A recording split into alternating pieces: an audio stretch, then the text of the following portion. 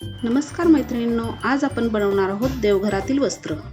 बऱ्याचदा आपण काय करतो, ब्लाऊज पीसचा एखादा साधा चौकोनी तुकडा काढून देवघरामध्ये अंतरतो, पण काही दिवसानंतर त्याचे धागे निघायला लागतात. आपल्या देवघराच्या साईजचा एक कपड्याचा तुकडा घ्यायचा. आता चारी बाजूनी त्याला लेसनी शिलाई मारून घ्यायची. आता ही लेस कुठली वापरू शकतो आपण? काही वेळेला आपण साडीमधला ब्लाऊज पीस नाही शिवत आणि त्याला बाजूनी लेस अशी असते, तर ती लेस काढून सुद्धा आपण इथे वापरू शकतो. किंवा तुम्हाला जर दुकानात छानशी लेस मिळाली तर तीही आणून तुम्ही वापरू शकता.